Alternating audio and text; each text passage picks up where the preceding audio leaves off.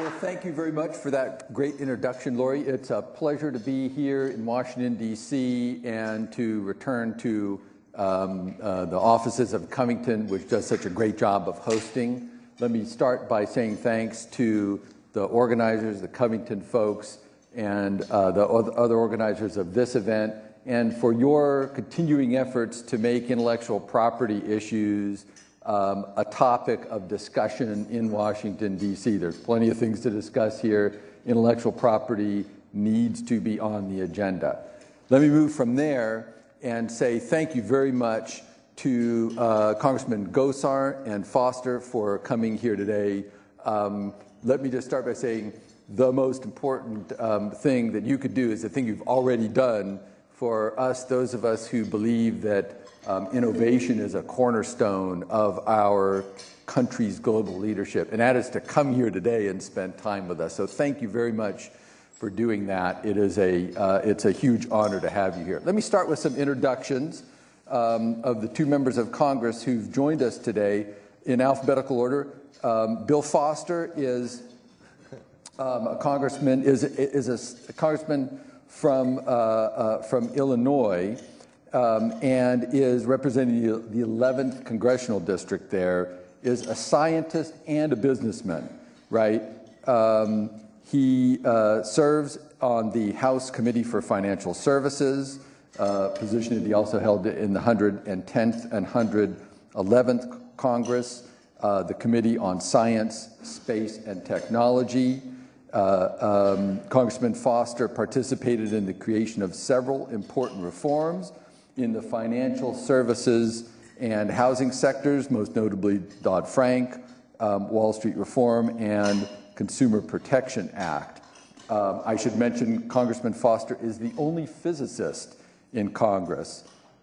His business career began at the age of 19 when he and his younger brother co-founded Electronic Theater Controls, Inc., which is a company that now manufactures over half of the theater lighting equipment in the United States. Congressman Foster's scientific career was as a high-energy physicist and particle accelerator designer at the Fermi National Accelerator Laboratory, known as Fermilab. So pretty impressive scientific and business background to intersect with the intellectual property community. Congressman Foster lives in Naperville, Illinois, with his wife, Asuk, who is also a physicist, has two grown children, Billy and Christine, and his father was a civil rights lawyer who wrote much of the enforcement language behind the Civil Rights Act of 1964.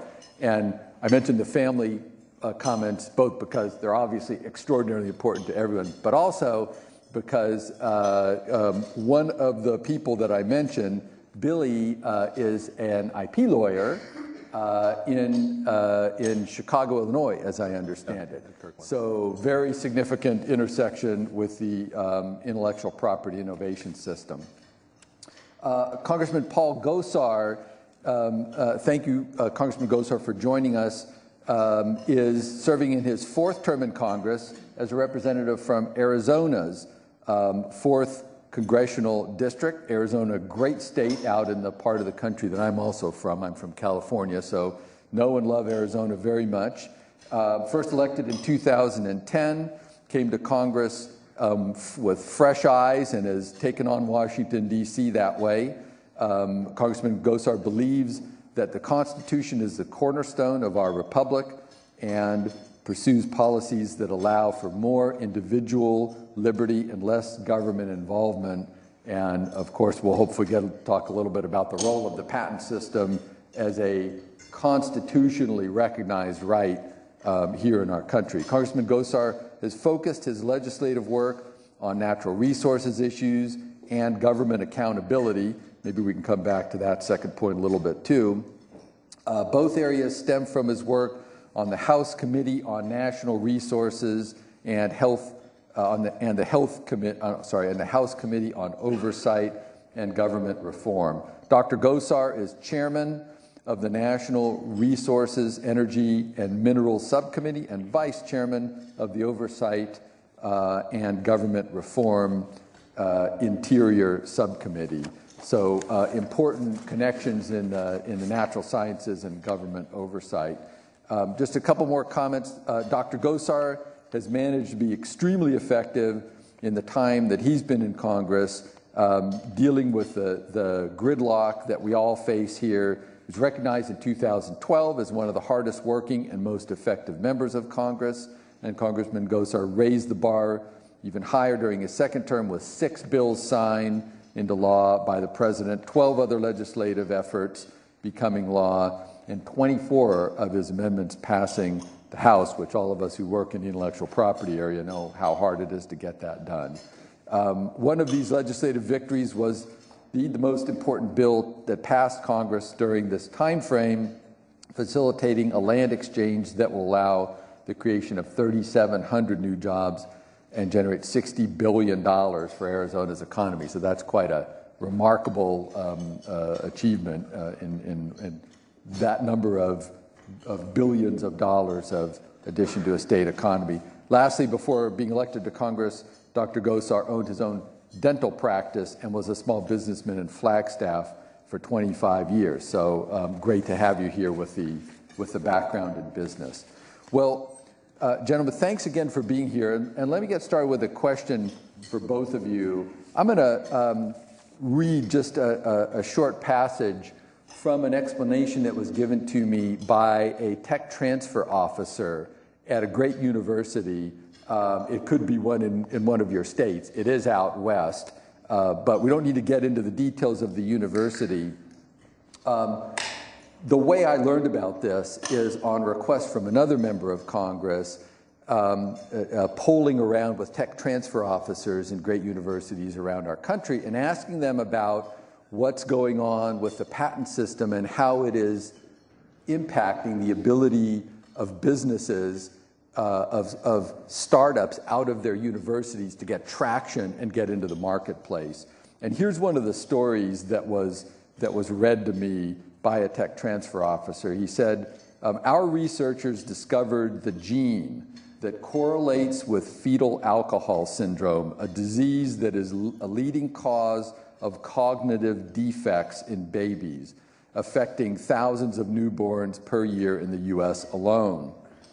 A patent application was filed in the USPTO, but was rejected under Section 101, the part of our Patent Act that determines the threshold of what can possibly be patented. So this person says, tech transfer officer says, rejected under Section 101 with the invention declared per se ineligible for patenting. Then he says, ultimately the patent application was abandoned. As a result, the startup formed to carry forward the research and develop a treatment for this terrible disease was unable to raise funding and ceased to work. Directly owing to the current U.S. patent policy, more children are born every day with severe cognitive disabilities, and directly owing to U.S. patent policy, more Americans per year will not get to realize their potential and will not get to contribute to society. So this is a pretty stark way, to sort of face the patent system.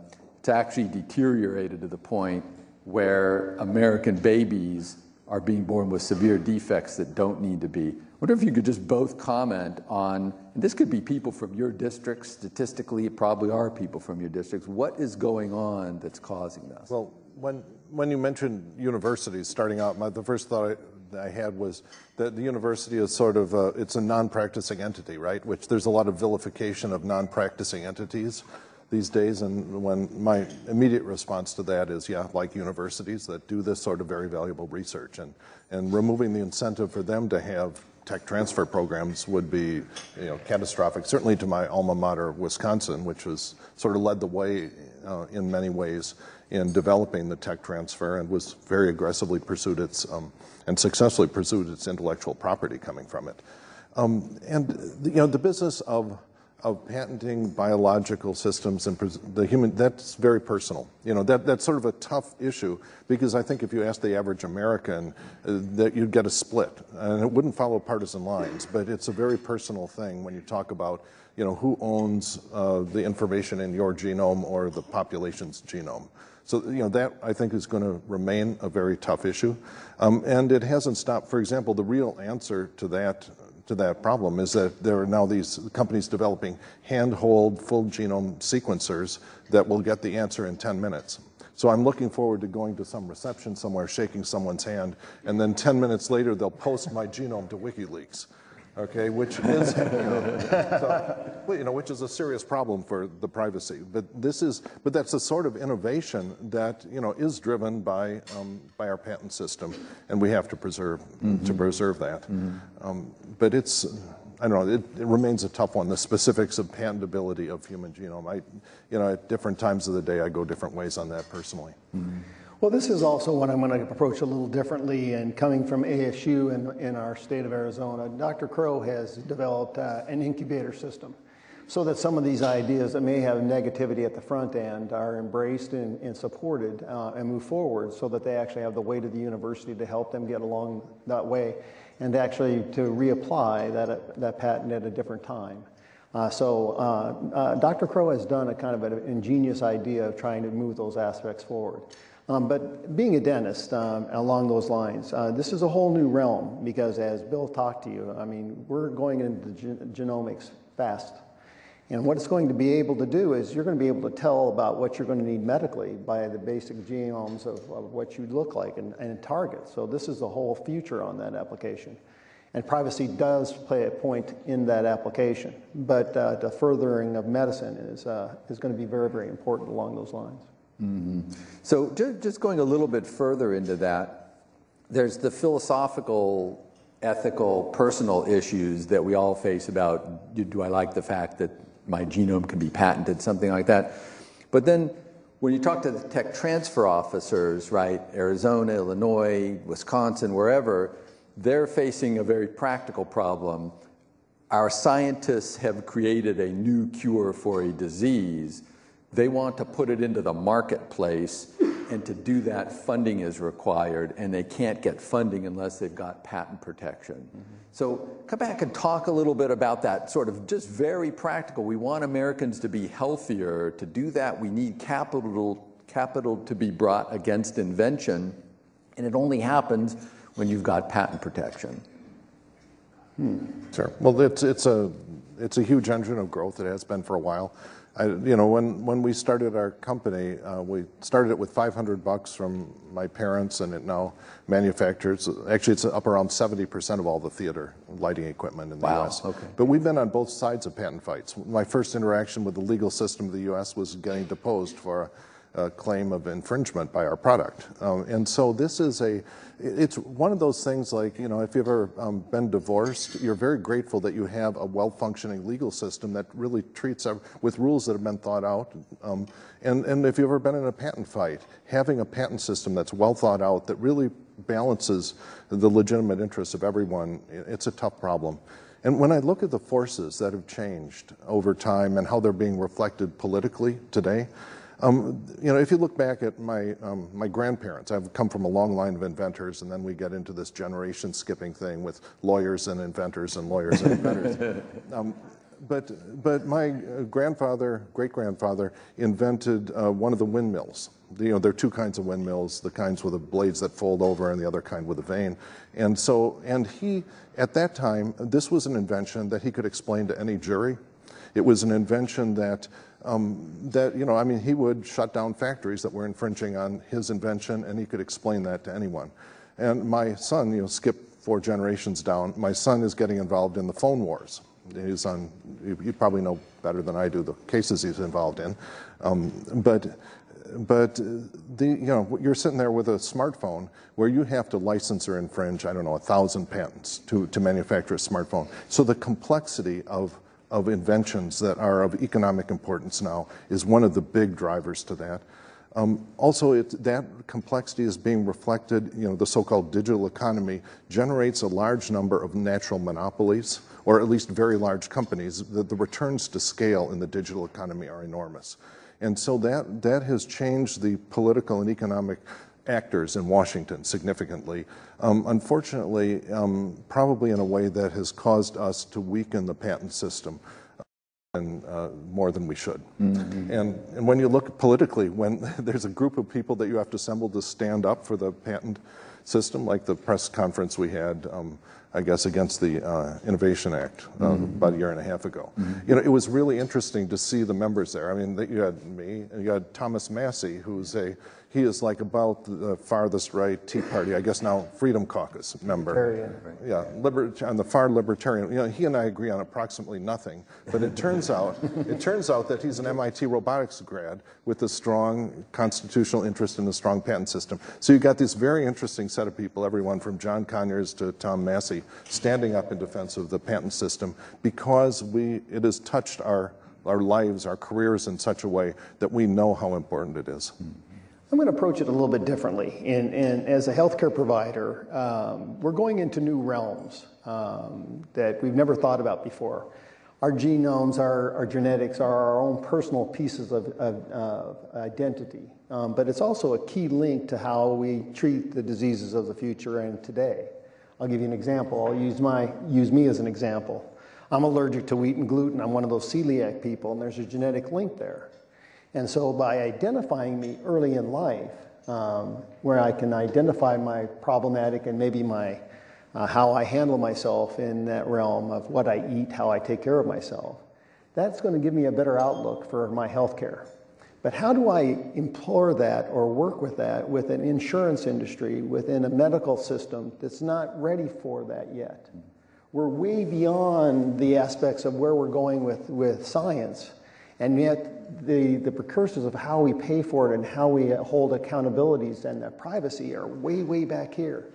So I don't look at the situation of saying no being a problem. I think it's a warning sign that we need to spend more time and due diligence to understand where we're going, how we're going to go, and put the protections in there that are warranted for that personal privacy aspect. I'm a very big advocate. I'm like Thomas Massey. I've got a libertarian tendency to me on privacy. But I also see the benefits of what genetics will teach me about my health care. I mean, it's not just in celiac sprue, it's in cancers.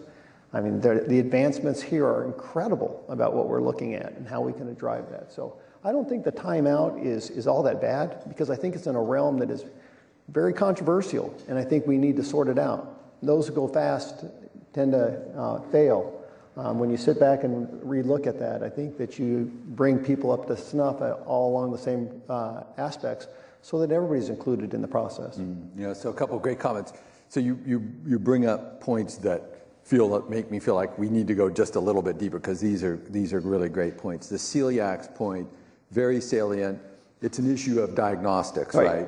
And we are in our country in a revolution, in a beyond renaissance of diagnostics, brought on by the ability to understand the human genome, largely. And that is resulting in tremendous opportunity for detecting, enabling people to deal with issues like celiac and many others, and then enabling them to treat those issues, whether through biologics or palliative or other kinds of treatments. The issue for the IP system is, with the Supreme Court having declared that diagnostics, that discoveries and diagnostics are essentially unpatentable, I worry a lot about investment just moving away from those areas, and this rate of discovery that we are now at the threshold of realizing slowing down, because there's no board of directors that will approve senior management to invest in discoveries, diagnostics that can't be protected, that will be appropriated by competitors in the marketplace. So I'd love to hear comments from both of you on how we think about this balance where diagnostics are such a huge opportunity for our country, but yet the Supreme Court has said the whole field is not subject to patent protection. Yeah, well, this is a problem that's going to get worse. Because if you look at the discovery of your celiac problem, that is an example of what is now done by the Genome-Wide Association study. I think GWAS is And so what they just take your whole genome, they take all the biological conditions of a big population, they give it to an AI, and the AI tells you, okay, here are the associations, or just even a big correlation program. And so the question is, what fraction of that is patentable? If you think about, there are companies that are developing very advanced AI systems right now that will design products from a very high level specification. And trying to understand the patentability there, it's my understanding that just identifying a problem is not currently patentable. But if you can take that identification of the problems, for example, in case of my grandparents, it was design a machine that will convert wind power into electricity. All right, and there are programs under development that know about every kind of lever and knob and generator and blade that can exist. You can, and it will just try all configurations of that, optimize them in the AI sense, and come up with a patent filing for this invention. That all you have done is identified the need for a device that will do that, convert wind power to electricity, and then it will do that. So where is the incentive for that? Where should it be? And the problem is not going to go away, and it's coming at us faster than a lot of people realize. I mean, there are startups doing exactly in fact, if I ever lose an election, I think I may join such a startup because it sounds fascinating. I agree with Bill. It is coming very, very fast because the advancement of science is going so much faster than the ability to keep up. I look in the healthcare realm, and we've been at ASU going back to them at their incubator stage, where they're actually on the edge of cancers, where they're actually looking at genome typing. You may have kidney cancer, but they're actually treating you for lung cancer based upon the genome and then the calibration of where the cells are being derived from. This is a hard one to look at because I think there's other players that haven't been heard from. I've been a proponent of updating a payment mechanism through the insurance industry, a revolutionary aspect of getting competition within the insurance industry that would actually help along those lines. But this is a really tough deal because, as you know, Congress doesn't respond very fast. I mean, we're pretty polarized as we speak. And we're even having this discussion in regards to healthcare. It's broken. I don't care what you say. I'm one of these guys that said I didn't like my healthcare before, I don't like it now. And we need to dream something different, something very different. And diagnostics are going to play a huge part to that.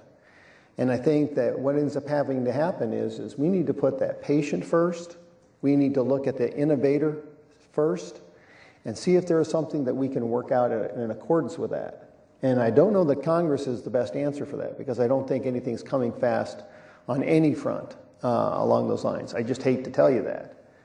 So I think that we're going to have to come up with a better idea from the breadth of the innovating environment to how do we approach this diagnostics to be able to patent it? How do we define it in a better light that's currently not being defined in the current stage? So I think that's going to be how do we look at that definition and how do we implore it to work in today's age? Yeah, very, very helpful comment. And just to close on that subject, one of the great promises of advanced diagnostics is that they not only can ensure that people who will respond well to treatments will get those treatments, but it also ensures that people who won't respond well won't get the treatment. So the insurance companies wind up saving on not treating people who shouldn't be treated and also on the hospitalization costs for those people who shouldn't have been treated but got treated in the old days and got sick as a result. What it's doing is it's giving you a guiding light about where to drive instead of just blindly saying, okay, these are the chemotherapeutics that actually work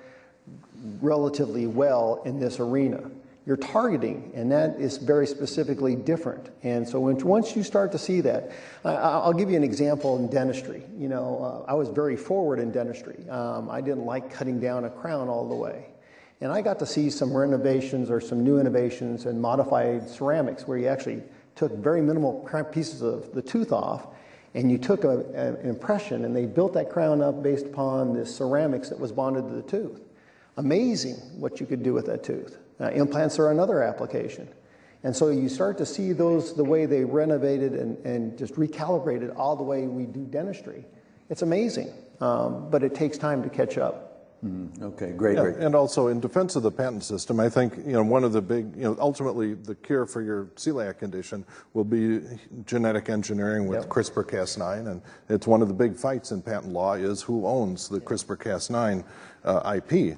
And I think that's at least progressing. And when a winner is identified and the licensing, assuming the system is working well, that's going to allow a huge number of companies to jump in, license it where necessary, and actually get it going so that you'll have cures for things like this. Right. Good. Yeah. It's super important.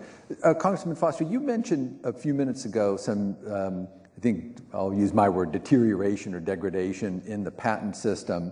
I want to come back to that for a minute and get comments from both of you. There was a recent report from the chamber here in D.C. publicizing a study that's put out annually by an Israeli consortium that measures about 50 or so objective indicia of patent system strength across many countries. And the U.S. has historically been number one. In fact, this report has come out now for 5 years. The first 4, the U.S. patent system was rated number one. Shockingly to many of us, including myself, this year the U.S. dropped out of the number 1 spot, not just to the number 2 spot, but all the way to the number 10 spot. So we are now the number 10 strongest patent system in the world, behind a number of other countries, including Italy and Singapore and countries that you'd say, what is going on here? So I wonder, does this deterioration of the strength of the U.S. patent system, as you've both said, it's all about balance. You don't want a system that's either too strong or too weak. How do you feel about what's going on, and has the balance shifted to a point where the narrative really needs to change about the strength of the U.S. patent system? Well, it has changed as far as I'm concerned. I just think that on average, things are a lot weaker. When I just talk to people with startup ideas, lots of times, it is, the first questions they get asked by their investors are, how solid is your IP? And a lot of skepticism that might not have been there about whether, this is particularly, what was there was a recent decision there's Apple and Samsung, I think, which said that basically just go ahead and infringe and then we'll figure out what slice of revenue you get later. And this is a very different model than my great-grandfather going and shutting down a factory because they were infringing his design for a windmill. Okay, and this is sort of shifted. I think if you're a constitutional purist, it's hard for me to at least read the Constitution and understand how they got to that point where, go ahead and infringe and we'll do monetary corrections later, for which there's an argument, particularly when you get complex products. But this is something where I think we've just shifted too much, and that it's damaging startups a lot, and it's a source of huge frustration for manufacturers of cars or cell phones or very complex things that they have to go and deal with all of these garage inventors. And I understand that, but I think we've gone off balance and we're not incenting the garage inventors to the extent we should. They're real disruptors. Yeah, I think there's 2 points to this. Number one is enforcement of patents, and I think that as you'll allude to that study, China's number 1. And they've been one of the biggest purveyors of illegally taking patents. So I think that number 1 is just how do we address that and protect on an international scale is key. And then the second one is it shows you the lack of a dynamic economy in this country. Because through dreamers, through innovators, is how you build an economy. And when you have liquid funds, when you have accessible funds for R&D, that makes it much more accessible to invest, to see the products of those investment rewards. So I think there's 2 parts to this, and I think we ought to be, as a group, very interested in what tax reform looks like, how it benefits the dreamers, the innovators. Where is that benefit for R&D? And then how do we step up the enforcement application on an international scale? I think those are 2 big keys that I think that we have to address. Yeah. And I think if we address those right, we'll be back on top. Yeah, great comments. Both the R&D incentive that brings financial resources to great ideas and the enforcement on the back end. And going back to Congressman Foster's comment, the injunctive right needs to be redoubled and strengthened so that this property interest, the patent right, is something that people will respect. Yeah, and there's a huge problem, particularly with pharma, about the rest of the world freeloading on our research and development. And I don't know any easy solution to that, but I'm open to suggestions. Because part of it is, giving cheap drugs to Africa or places that are really suffering and have no realistic way of paying for the R&D cost. I guess I'm okay with that, and I become less okay when you start going to first world countries doing the same thing. And trying to figure out how to handle that fairly and internationally is a tough nut to crack. Yeah, I mean, I can't solve the problem, but I can certainly echo the sentiments. I'm spending a lot of time myself overseas, including in China and other places. I see that the world has outsourced its medical innovation, its pharmaceutical and life sciences innovation. They've outsourced it to us, the U.S. And so we get to pay the healthcare bill essentially for the rest of the world. Well, and I think Bill brings out that question. We have to have that conversation, but I don't know that we have everybody sitting at the table to have that conversation. I.e., I'm going to bring back kind of an unusual player at this aspect, and that's the insurance industry. When you start looking at best management practices, and all of a sudden I can start streamlining that, and particularly when I look at competition, increased competition within the insurance industry, all of a sudden I'm going to see a lowering in those rates of pharmaceuticals based upon best management practices. So there's also market forces that we have to take into consideration that we haven't taken into consideration as well. So let me go from there to, you mentioned Congressman Massey a few minutes ago, and I believe he tweeted recently something along the lines of, quote, "Every day Congress is in session, there are lobbyists here trying to weaken the patent system." And so, end quote. Comments on that? Are you seeing some of that going on? Never. What's the ratio is like? It's order of 6 lobbyists per member of Congress, on all subjects. And so on financial services, I think it's like 30 to 1. But it's a real problem. And so you just have to solve it by electing people that are thinking all the time about the people they represent and trying to, and dealing with the problems of money in our politics are, it's an existential threat to our democracy, and it's a problem. I would agree with Thomas. Thomas is a good friend of mine. He's a very independent thinker. But I mean, when you start looking at in the framework of a constitution, when you actually highlight the innate strength that our framers put into the dreamers, the patent rights, it was meant for the small guy, because when you lose the small guy, you lose the whole system.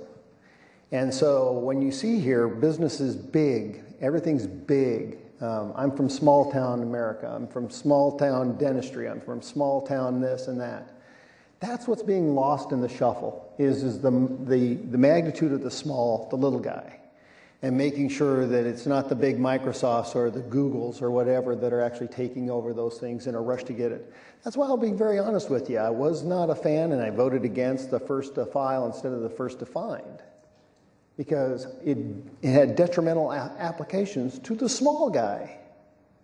And that's why it was so important when you read the Federalist Papers, why it was so demanded of and placed specifically in the Constitution for that very protection. Yeah, and I have to say I had some reservations too. I was also terrified recently when some intellectual property lawyer mentioned to me that there was now a problem where Chinese hackers would come in and hack law firms, and right the day before you were about to file your patent, all of a sudden some Chinese firm files a substantially identical patent, and it's clear they had been looking at your, and so that's one of the dangers with first to file. And I don't know how significant. I'd be interested in measuring the eye contact in the audience and seeing how significant that is, but it's the sort of thing that probably will not go away. Not surprising, I suppose, in the age of cyber espionage, right? Yeah, but it's a danger with first to file because you could, they obviously couldn't make a big fake laboratory that had invented this thing. Whereas if it's first to file, that's the end of the discussion. Right, yeah.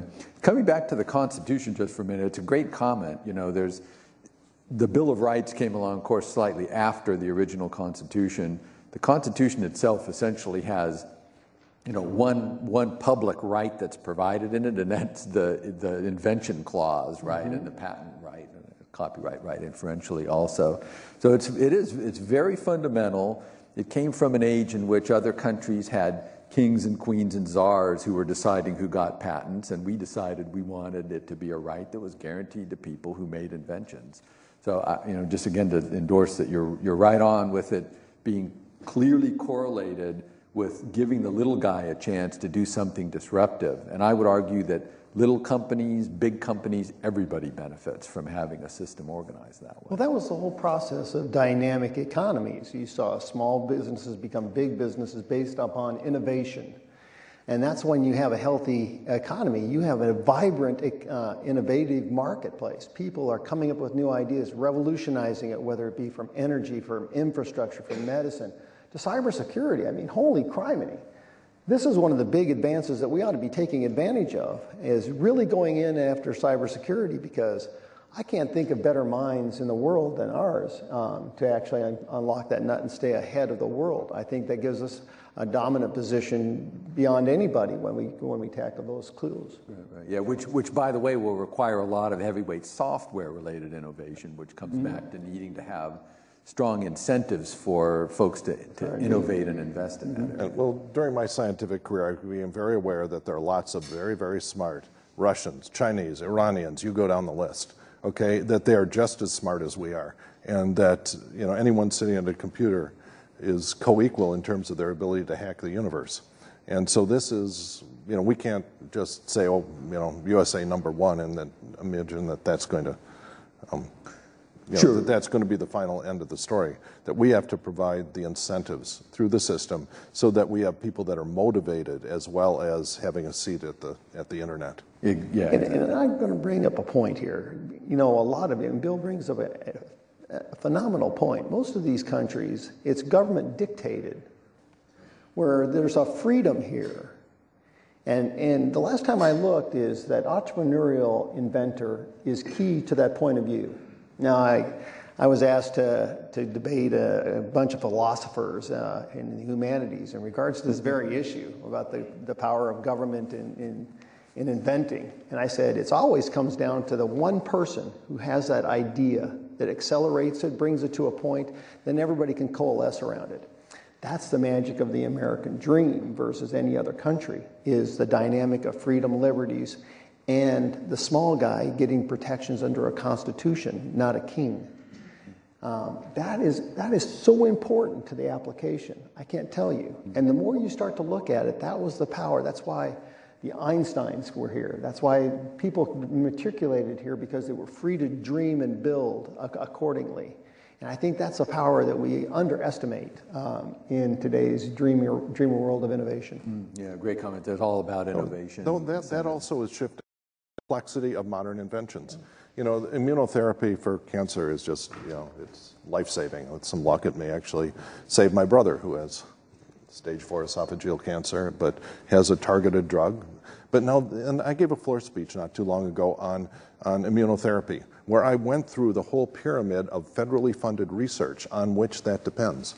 And then the companies that actually took it to clinical trials and so on, or are doing the trial that my brother's in, they will be rewarded. And just understanding how, the government is appropriately rewarded for its decades of unremunerated research that provided the intellectual basis for crossing the finish line with the immunotherapy clinical trial drugs. That, for example, I think it's Israel that has a model that the government gets X% of tech transfer. They get an equity stake in tech transfer endeavors, which I think is a very interesting model that provides incentives both for the government managers and to incentivize the right kind of research, as well as a private incentive. So we have to tend to that very carefully, because complex inventions are the work of sometimes generations of researchers, and not, the case of my grandfather inventing a new windmill off in his garage. Yeah, so we're all building on the infrastructure of innovation that came before us.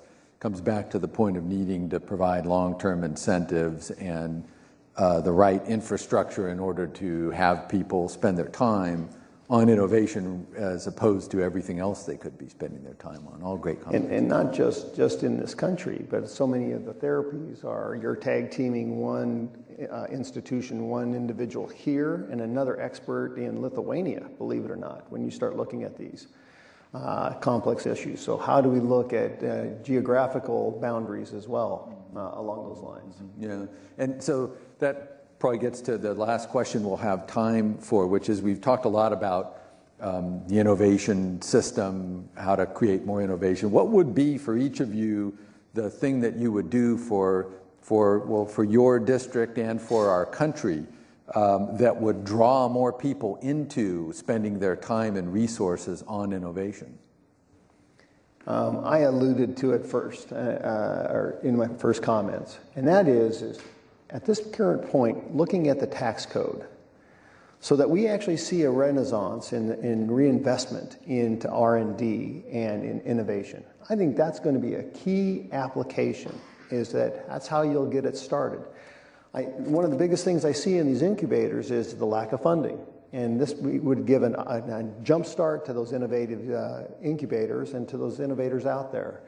If you don't have the funding, you progress at micro speed. And I think that right now what we could do the best is provide tax relief and incentives for there to be investment.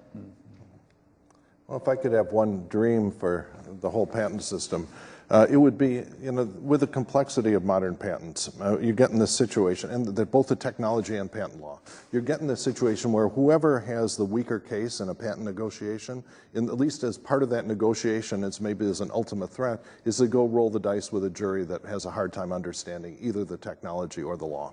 All right, and you see that, other countries don't do that. They have panels of expert judges.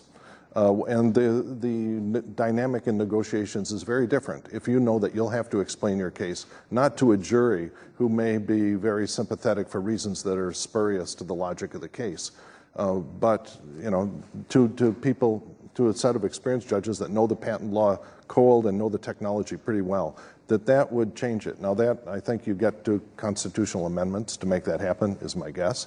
Though it seems like what's been done to patent law involves already a pretty creative reading of the Constitution. And so that maybe there's additionally creative readings that may allow you to do that.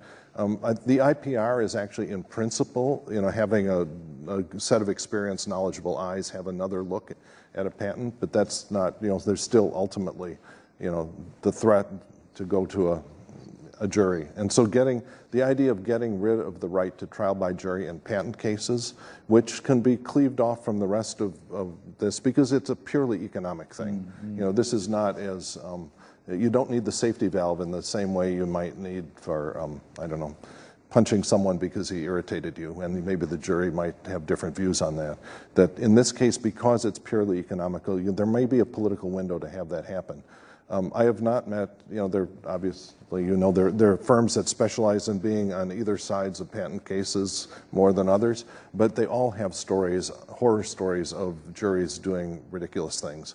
And so this is anyway, if I could have one dream, it would be to do that. And I'd be interested to see how many congressional co-sponsors we'd get on what was probably a constitutional amendment to get a more experienced set of eyes specifically on patent law. So to get more issues moved away from juries and to judges.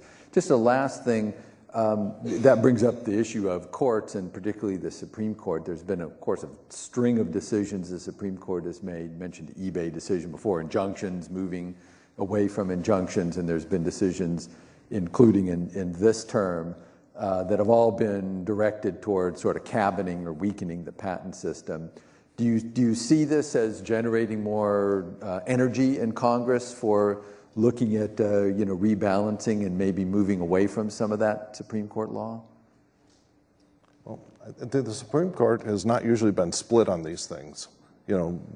maybe I'm wrong about this, but I think they've been pretty clear decisions, which means there's something wrong with the law, not with the Supreme Court's interpretation of it.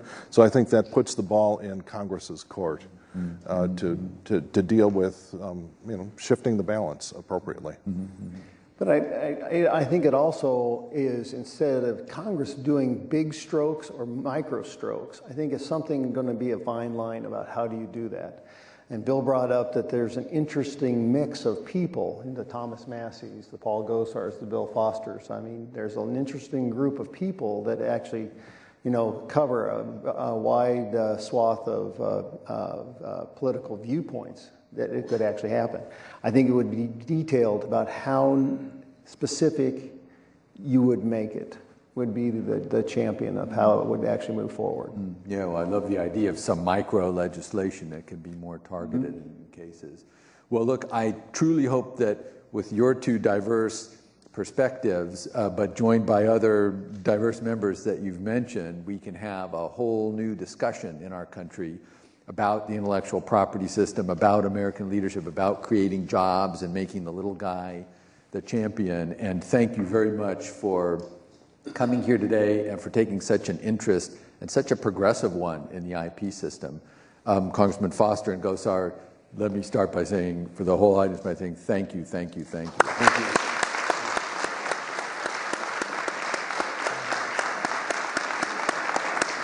Thank you. And as it turns out, this is complicated, as someone famous once said.